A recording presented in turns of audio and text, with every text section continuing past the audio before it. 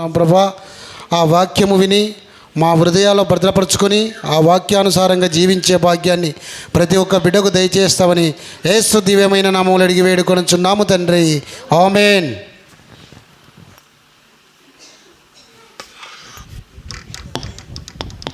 సమయంలో మన మధ్యలోనికి దేవుని సేవకులు రావడం జరిగింది. ఈ సమయంలో మన మధ్యలో ఉన్న దేవుని యొక్క సేవకులు దావీదు గారు, దానియేలు గారు కొద్ది నిమిషాలు దేవుని యొక్క వాక్యాన్ని మనకు వినిపిస్తారు. ఈ సమయాన్ని మన మధ్యలో ఉన్న దానియేలు గారికి సమయాన్ని అప్పగిస్తూ ఉన్నాం.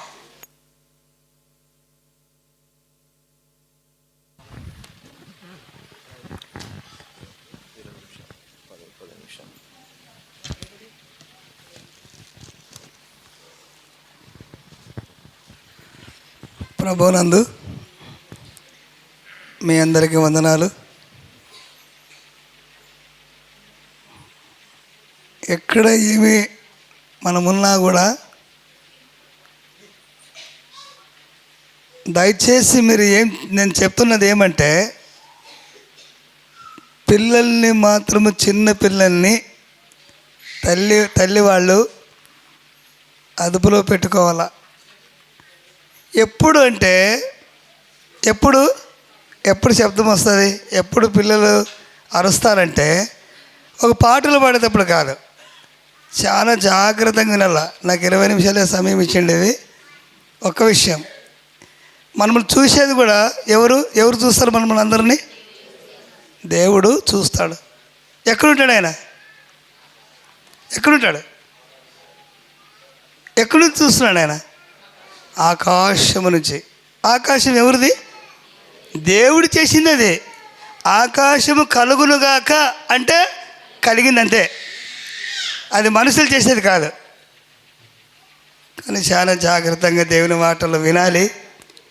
ఎందుకంటే నేను చాలాసార్లు ఇక్కడ కులవాళ్ళకు కూడా చాలాసార్లు వచ్చాను. మరి నాకు ఎందుకంటే ఈ ఊరంటే నాకు చాలా ప్రేమ, నాకు పాటలు పాడాలంటే కూడా చాలా ఇష్టం. నాకు దేవుడు వరాన్ని ఇచ్చాడు, అది అందరికీ రాదు. కాబట్టి నేను ఏదో పాట పాడుతున్నాను అని మనుషులు మెచ్చుకునేటట్లు పాట పాడేది కాదు. ఎవరు మెచ్చుకునేలా పాట పాడితే? దేవుడు చూడాలా, పలానా బిడ్డ, పలానా కుమారుడు పాడుతున్నాడు కదా అని మనం పాట పాడితే దేవుడు విందు చేసుకోవాలా, అలా పాట పాడాల. ఎందరో మహానుభావులు కూడా లోకంలో, ప్రపంచంలో పెద్ద పెద్ద గాయకులు ఉన్నారు. ఒక వ్యక్తి పాడితే నేను కూడా పాడదామని అనుకునేవాళ్ళు కూడా ఉన్నారు. చాలా జాగ్రత్త. కాబట్టి ఇంకలేంటివని చెప్పుకోకపోతే నాకు 20 నిమిషాలు మొదటే బిర్యానీ అయిపోతుంది. చాలా జాగ్రత్తగా దేవుని మాటలు వినాలా. కాబట్టి మరి అపోస్తుల కార్యములు 3వ అధ్యాయము 1 నుంచి 10 వచనాల వరకు ఎవరైనా చదువుతారా? బైబిల్ చదివేటప్పుడు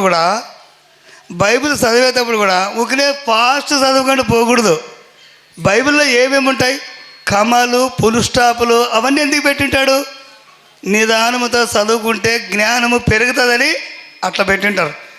ఫాస్ట్గా చదివి మైక్ చేతిలో బాధకరం అనిపిస్తుంది, పైపోతుందని. బైబిల్ చదవాలంటే ఆది కాండం నుంచి ప్రకటన దాకా 15 రోజుల్లో చదవచ్చు. ఎట్లా చదువుతారు వాళ్ళు 15 రోజుల్లో? ఫాస్ట్గా టక టక టక టక టక టక టక చదవకుండా పోతాం. అది కాదు. బైబిల్ చదవడం అంటే ఒక్కొక్క వచనాన్ని అర్థం చేసుకోవాలి. ఎందుకు రాశారు, ఏం కథ అనేది కూడా గమనించాలి. అది విషయం. కాబట్టి ఇక్కడ చెప్తున్నాను, బాగా మాట వినండి. అపోస్తుల కార్యములు 3వ అధ్యాయము 1 నుంచి 10 వచనాలు చదవండి.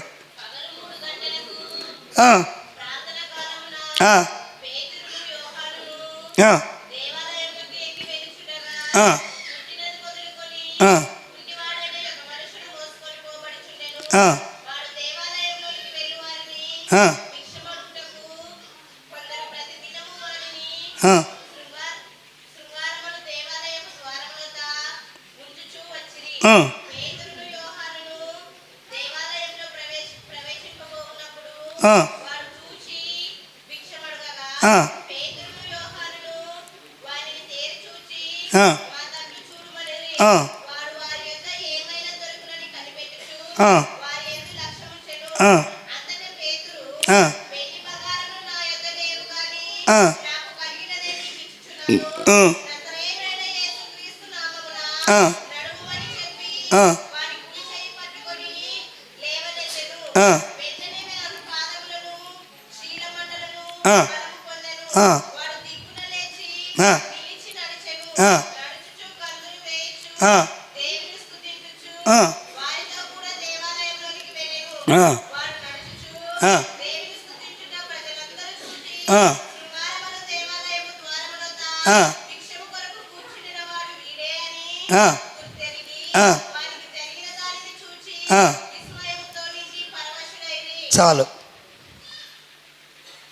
దేవుని వాక్యము ఇలా చదవాలి. ఎందుకంటే దేవుడు మానవునికి ఒక్కొక్కరికి ఒక్కొక్క జ్ఞానం. ఎప్పటికన్నా కానీ మనము ఎట్లా ఉండాలంటే మనము తగ్గించుకునే ఉండాల, హెచ్చించుకోకూడదు, తగ్గించుకొని ఉండాలి. మాటలు మాట్లాడకూడదు. పక్కనోళ్ళు గుసగుసలు మాట్లాడుతుంటారు, అది బాగా అలవాటు అయి ఉంటుంది కదా. ఎప్పుడైతే గుసగుసలు మాట్లాడతారో కష్టమే. ప్రార్థన మందిరం అయిపోయేంత వరకు కూడా మందిరంలో కూర్చున్నప్పుడు కూడా లేచిపోకూడదు. ఒక వ్యక్తి స్త్రీ అయినా పురుషుడైనా లేచిపోతే సాధారణానికి మంచి సొందంట, అమ్మయ్యా లేచిరా వీని పట్టుకుందాం అన్నట్ల. దేవుని వాక్యము జాగ్రత్తగా వినేటప్పుడు కూడా ఒక మాట చెప్తాను బాగానండి. సతీష్ కుమార్ కానీ ఒక జైపాల్ కానీ పెద్ద మీటింగ్లో కొన్ని లక్షల వేల మంది ఉంటారు. అలాంటి వేల మందిలో ఎవరైనా పెళ్ళికొని నడుస్తుందా? ఎందుకు అరదు? పిల్లలు ఎందుకు అర్రు? సారో మీరు చెప్పండి సార్ అంటే నేను చెప్తాను దాన్ని. ఎందుకు అర్రు పిల్లలు అంటే వాళ్ళు ఏం చేసింటారు, పెద్ద పెద్ద పాస్టర్లు సేవకులు సారోళ్ళు ఏం చెప్పింటారంటే వాలంటీర్స్ని పెట్టింటారు. వాళ్ళు ఏం చేస్తారు, కంట్రోల్ చేస్తారు. ఏ బాబు అరసద్దు అని చెప్తారు. మనోళ్ళు మనం అరసద్దు అన్నట్లు లింగరంతి ఎక్కువ చేసేది ఎక్కువ, చూసినంటే చేసి వచ్చేది ఎక్కువ మనం. కాబట్టి దేవుని వాక్యము అలాగా చదవాల. తొందరపాటు పడకూడదు, ఎక్కువ తొందరపాటు పడకూడదు. నిదానంగా ఉంటేనే మనకు కూడా అన్నీ అర్థమవుతాయి. చూడండి ఒక మాట ఇక్కడ ఏం చెప్తున్నాడంటే అపోస్తుల కార్యములు 3వ అధ్యాయము 1వ వచనం నుంచి చదువుతాం. చూడండి బాగానండి. పగలు 3 గంటలకు ప్రార్థన కాలమున పేతురును యోహానును దేవాలయమునికి వెక్కి వెళ్ళుచుండగా పుట్టినది మొదలుకొని కుంటివాడైన యొక్క మనుషుడు మోసుకొని పోబడుతుండెను. వాడు దేవాలయంలోనికి వెళ్ళువారిని భిక్షమడుగుటకు కొందరు ప్రతిదినము వారిని శృంగారమని దేవాలయపు ద్వారమునతో ఉంచుచూ వచ్చారు. కుంటోడు ఎక్కడుంటాడు? భిక్షం అడుక్కునేదానికి వాడికి ఎక్కడ స్థానం లేదు, లోపల కూడా లేదు. ఎక్కడున్నాడు? శృంగారమని దేవాలయపు ద్వారమునతో అంటే ఎక్కడ? గుమ్మం దగ్గర, ఆడ వాకిలి దగ్గరే కుసులుకొని ఏం చేస్తున్నాడంటే కుంటోడు భిక్షం అడుక్కుంటున్నాడంట. పరిస్థితులు బాగలేవు, నా పరిస్థితులు బాగలేవు అన్నట్ల. కుంటోడు మధ్యలోనే కాళ్ళపోయినాయా ఈయనకి? ఎప్పటి నుంచి అంట? పుట్టుకతోనే. కానీ మనకు కొంతమంది తల్లిదండ్రుల్లోన మనం గుడ్డోడే పుడితే మనకు ఏమంటారు? పక్కన ఉన్నాడు చెప్తారు ఈ మాట. స్త్రీలైన పురుషులని చెప్పచ్చు, దానికి ఏం కాదులే. ఏమంటారు? తల్లిదండ్రులలో ఒక గుడ్డోడు పుట్టానుకో ఏమంటారు? తల్లిదండ్రులు చేసిన పాపమప్ప అనార్థంగా గుడ్డోడు పుట్టాంటారు కదా, అంటారా? నా మాటలు కాదు. మనము లేక ఒక కుమారుడు పుడితే మనం ఏమంటాం? ఒక 18 సంవత్సరాలకి 15 సంవత్సరాలకి 20 సంవత్సరాలకి కుమారుడు పుడితే మనం ఏమంటాం? తల్లి 20 సంవత్సరాల వరకు వేరే పిల్లలు చూసి ఏమనుకుంటుంది? బాధపడి ఉంటుంది. అమ్మా నాకు పిల్లోడైంటే బాగుంటుండమ్మా, లోకంలో నన్ను మక్కమెత్తుకొని ఎట్లా తిరగాల అని బయటకు అనుకోకుండా కూడా మనసులో అనుకుంటుంటుంది. కాబట్టి దేవుడు ఏమంటాడు? 9 నెలలు మోసి తల్లి అయినా మర్చిపోతుంది కానీ నేను నిన్ను మర్చిపోలేను. జాగ్రత్త బిడ్డ, తప్పించుకోలేవు. 20 నిమిషాలు అయిపోయింటుంది అది కదా. ఇప్పుడు 20 నిమిషాలు అయిపోయింటుంది. కాబట్టి ఎప్పుడే కానీ దేవుని వాక్యానికి ప్రాధాన్యత ఇవ్వాలి బిడ్డ. జాగ్రత్త, మనసులో పెట్టుకోవాలా. దేవుడు ఎప్పుడు వస్తాడంటే నేను కనిపెట్టుకోవాలా. నీ ప్రాణం ఎప్పుడు పోతుంది అనేది ఎవరికి తెలియదు. రేపటి దినము గురించి నువ్వు చింతించద్దు, రేపు ఏమి సంభవిస్తుందో తెలియదు. జాగ్రత్త బిడ్డ. ఈ యాక్సిడెంట్ అయినప్పుడు ఏమంటారు? ఆటోలో పోయేటప్పుడు, ఇంట్లో ప్రయాణం అయ్యేటప్పుడు, బట్టలు కట్టుకునేటప్పుడు ఇవి మైక్ కడాకే బంద్ చేద్దాం అనిపిస్తుంది ఎట్లవని చెప్తే అయిపోతుంది. ఏమేమో చెప్తాం మా సార్ అంతా నడుకునే వాళ్ళు కూడా చాలా మంది ఉన్నారు. జాగ్రత్త బంద్ చేసేట్లే కొంచెం ఉండు. కాబట్టి దేవుని మాటలు మనం ఎట్లా వినాలంటే ప్రయాణంలో పోయేటప్పుడు వింటున్నారా? ప్రయాణంలో పోయేటప్పుడు పురుషుడు బిరిని రెడీ అవుతాడు కానీ స్త్రీ రెడీ కాదు. ఎందుకు రెడీ కాదు? ఆయన మనకన్నా చాలా దూరం ఉంటుంది కదా. ఇట్లవన్నీ చెప్తే ఏమంటారంటే సారు పాఠం నేర్చుకుంటాడు, ఆ ఊరు తిరిగి ఈ ఊరు తిరిగి నేర్చుకుంటాడు, కట్టపాఠం చేసుకుంటాడు, అన్నీ నేర్చుకుంటావు అంటారు కదా. జాగ్రత్త బిడ్డ.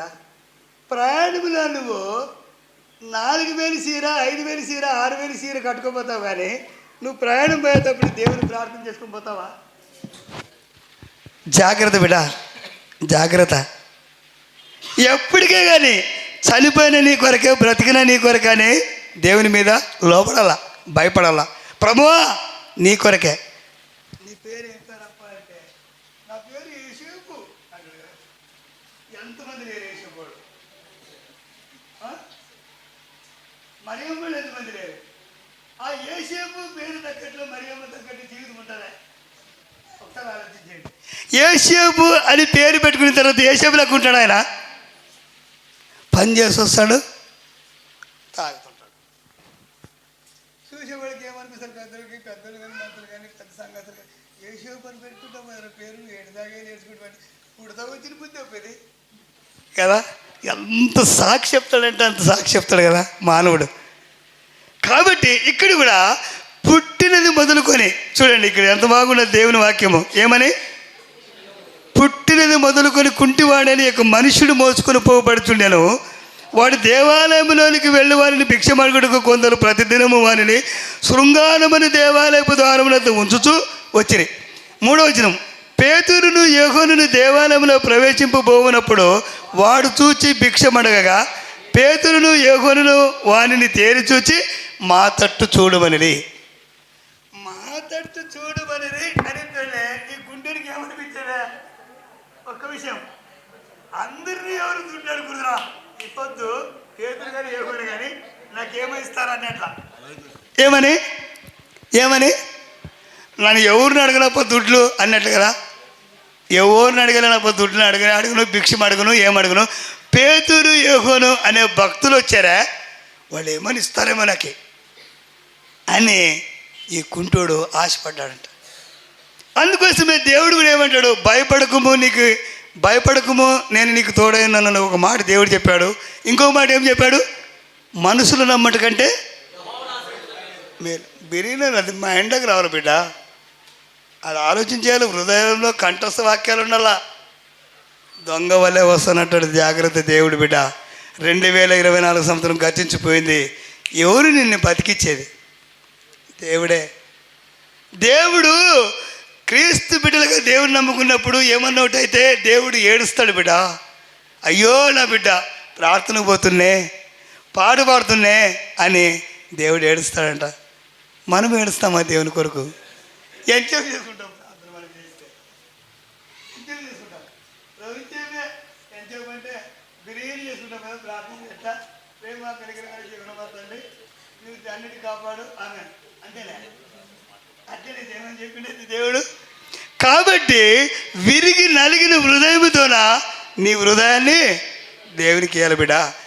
నా కుమారుడా నీ హృదయము నాకేమో చాలు. ఇంకా అప్పుడే మాటలు వస్తున్నాయి కదా పక్కన. 20 నిమిషాలు అయిపోయా, నా విషయం కూడా అయిపోయింది. కాబట్టి జాగ్రత్తగా ఇక్కడ ఏమంటున్నాడు? ఒక్క మాట చెప్పి నేను ముగిస్తా. ఇక్కడ వాళ్ళు ఏం చెప్పారా? 6వ వచనంలో ఏం చెప్పాడా? అంతట పేతురు వెండి బంగారములు నా యొద్ద లేవు కానీ నాకు కలిగినదే నీకు ఇచ్చుతున్నాను. నజరేయుడైన యేసుక్రీస్తు నామమున నడవమని చెప్పి వాని కుడి చేయి పట్టుకొని లేవనెత్తాను. వెంటనే వాని పాదములను చీలమండలములను బలము పొందెను. వాడి దిగ్గును లేచి నిలిచి నడిచాను. నడుచుచు గంతులు వేయచు దేవుని స్తుతించుచు వారితో కూడా దేవాలయంలోనికి వెళ్ళాను. అదయ్యా అది దేవుడు ఏమంటాడంటే చూచి నమ్మిన వరకంటే అట్లా చెప్పాలా. అది విషయం. ఇప్పుడు మీరు ఒక సాళ్ళకోసరి. కాబట్టి దేవుడు ఎవరిని పొట్టి చెక్క ఎలాంటి వాడు? పొట్టి చెక్కయ్య అలాంటి వాడు ధనవంతుడే, సుంకపు గుర్తుదారుడే. అందరితో దేవుని దగ్గర మందుతో జనాలతో వసూలు చేసుకొని కాసి ఏమన్నాడు అతను లాస్ట్కి? జక్కయ్య కూడా ఏమన్నాడు? ఎవరి దగ్గర అయితే నేను అన్యాయంగా డబ్బులు ఇప్పించుకున్నానో ఎన్నంతలు ఇస్తానంటే 4 అంతలు చెల్లిస్తాను ప్రభువా అన్నప్పుడు యేసుప్రభు ఏమన్నాడా? ఇతడు కూడా అబ్రహాము కుమారుడే, నశించిన దానిని వెతికి రక్షించుటకు మనిషి కుమారుడు లోకంలోకి వచ్చాను. జాగ్రత్త బిడ్డ, జాగ్రత్త. హృదయాలు ఎరిగిన దేవుడు, అంతరాత్మను ఎరిగిన దేవుడు. 2024 సంవత్సరం గతించిపోయింది. 2025లో ఇప్పుడు ఈరోజు 13వ తారీఖు 12 ఈరోజు 12వ తారీఖు. కాబట్టి మనము చాలా జాగ్రత్తగా ఉండాలని నన్ను దేవుని వాక్యం అయిపోయింది. ఒక్క మాట నేను చెప్పి ముగిస్తాను. ఒకటి దేవుని వాక్యము మరి 133వ కీర్తన, ఈ దావీదు కీర్తనలు 133వ కీర్తన చూసుకుంటే 133వ కీర్తన మీరు చూసుకున్నారా? అది ఓకే 133వ కీర్తన. ఒక విషయం నేను ఎప్పుడైనా ఒకసారి ఎక్కడైనా మీటింగ్ చెప్పినప్పుడు నా దగ్గర పాటల బుక్ లేకుంటుంటే పరిశుద్ధమైన గ్రంథంలో 12 కీర్తనలు పాడగలను. ఒకటి ఎవరు మాట్లాడదండి, అయిపోయి నా అంశం అయిపోయింది, అంతా అయిపోయింది. కాబట్టి నేనేం చెప్తున్నానంటే మీరు 133వ కీర్తన తీసి పెట్టుకోండి, నేను పాట పాడి వినిపిస్తాను. ఇది ఒకటి చెప్పి ముగిస్తా. ఒక్కసారి చాలా జాగ్రత్తగా వినాలి, మౌనంగా ఉండాలా, చాలా జాగ్రత్తగా వినాలా. బాగా జాగ్రత్తగా వినాలి, మీరు కూడా నేర్చుకోండి, మంచిదే. సహోదరులు ఐక్యత కలిగి నివసించుట ఎంత మేలు, ఎంత మనోహరము, ఎంత మేలు, ఎంత మనోహరము. సహోదరులు ఐక్యత, సహోదరులు ఐక్యత కలిగి నివసించుట ఎంత మేలు, ఎంత మనోహరము, ఎంత మేలు, ఎంత మనోహరము. సహోదరులు ఐక్యత, సహోదరులు ఐక్యత. అది తల మీద పోయబడి అహరోలు గడ్డము మీదగా కారి, అది తల మీద పోయబడి అహరోలు గడ్డము మీదగా కారి, అతనంగీల అంచు వరకు దిగజారిన, అతని అంగీల అంచు వరకు దిగజారిన పరిమళ తైలము వలె నుండును, పరిమళ తైలము వలె నుండును. సహోదరులు ఐక్యత కలిగి నివసించుట ఎంత మేలు, ఎంత మనోహరము, ఎంత మేలు, ఎంత మనోహరము.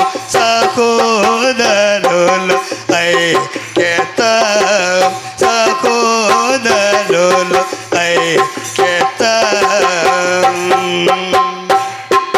సియోను కొండల మీదకి దిగి వచ్చు, హెల్మోను మంచు వలె నుండును. సియోను కొండల మీదకి దిగి వచ్చు, హెల్మోను మంచు వలె నుండును. ఆశీర్వాదమును, శాశ్వత జీవమును, ఆశీర్వాదమును, శాశ్వత జీవమును అచ్చట నుండవలనని యెహోవా సెలవిచ్చి ఉన్నాడు, యెహోవా సెలవిచ్చి ఉన్నాడు. సహోదరులు ఐక్యత కలిగి నివసించుట ఎంత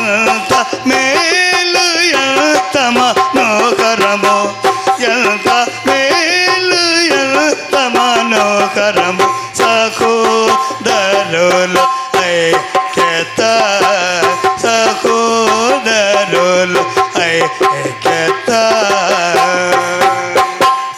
హల్లెలూయా హల్లెలూయా హల్లెలూయా. సైతానుగాడు పక్కనుంటే పారిపోవాలా, అమ్మా దేవుడు ఉన్నాడు కదా అని. దేవుడు 41 రోజు ఉపవాసం ఉన్నప్పుడు సాతానుగాని మాట విన్నాడా? అంగరాష్ట్రుని పడిపోయేటట్లు చచ్చిపోతాడని ప్రభు పడిపోయేటప్పుడు కూడా సాతాను వచ్చేయమంటది, మా దేవుడే నా చేతికి చిక్కాడా. ఇప్పుడు నువ్వు ఈ రాళ్ళను రొట్టెలుగా చేసుకొని తినన్నప్పుడు కూడా దేవుడు మన మాట విన్నాడా? ఇందా ఏమన్నా ఏమన్నా దేవుడు ఏమన్నా, సాతాను నా దగ్గర నుంచి తొలగిపో, వెళ్ళిపో, అంతే. మనం ఏది వచ్చినా కూడా ఆదివారం నాడు 1,00,000 రూపాయలు ఇస్తామంటే కూడా పనికి పోరాదు బిడ్డ, జాగ్రత్త. 6 దినాలు పని చేసుకున్నాలా, సోమవారం నుంచి శనివారం వరకు పోవాలా. నీ రెక్కలు కొట్టుకుంటావో ఒకే ఉంటావో పనికి పోయేంత దేవునికి తెలుసు, కానీ నన్ను అవన్నీ చెప్పరాదు. చాలా కష్టం బిడ్డ, చాలా కష్టం. విశ్రాంతి తినమని చెప్పాడు కాబట్టి దేవునికి లోబడాల. ఒక పని చేయకూడదు, ఎద్దైనా ఏదైనా పనే చేయకూడదు, విశ్రాంతి దినం కాబట్టి దేవుని మందిరానికి రావాలా. ఇక్కడ ఎన్ని గంటలకు ప్రార్థన చేసుకుంటారో అన్ని గంటల కంటే ముందురా దేవుని మందిరంలో వచ్చి కూర్చున్నాలంట. అప్పుడు దేవుడు సంతోషపడతాడు కదా. నేను చెప్పే మాటలు నా మాటలు కాదు, దేవుని మాటలు. మనము ఎక్కడైనా పోవాలంటే రైల్వే స్టేషన్కి పోతే మనం బండికి ఎక్కడైనా బెంగళూరు పోతాం, సికింద్రాబాద్ పోతాం. బండి పోయినాక పోతామా, బండి వచ్చినాక పోతామా? సిగ్నల్ లేని బండి అంక ఉంటుందా? పచ్చలేని బండి అంక ఉంటుంది. అది